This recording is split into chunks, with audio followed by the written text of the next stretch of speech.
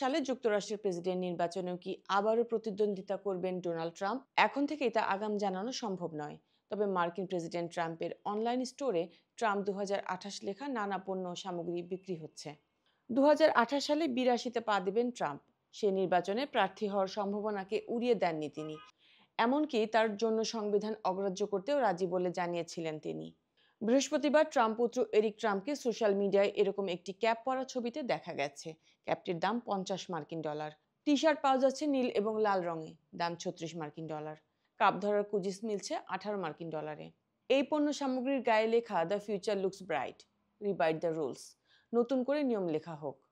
Franklin ডিলানো রুজভেল্টে চতুর্থবার নির্বাচিত হওয়ার পরে মার্কিন সংবিধানের 22তম সংশোধন হয়। চতুর্থবারের মেয়াদও শুরুর সময়েই 1945-এর 12 এপ্রিল 63 বছর বয়সী রুজভেল্ট মারা যান। 1951 সালে সংশোধনী পাশ হয়। এতে বলা আছে, কোনো ব্যক্তি দুবারের বেশি প্রেসিডেন্ট পদে নির্বাচিত হতে পারবেন না।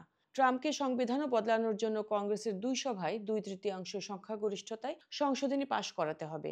এছাড়া যুক্তরাষ্ট্রের 50টি স্টেটের মধ্যে অন্তত 38টি থেকে অনুমোদন নিতে হবে, যার সম্ভাবনা কম। যদিও ট্রাম্প বলেছেন তৃতীয়বার নির্বাচিত হওয়ার উপায় আছে এবং আবার ভোটে দাঁড়ানো নিয়ে তিনি মশকরা করছেন না। তবে তিনি এও বলেন, সেসব ভাবার আগে আমাদের বহুদূর পথ পার করতে হবে।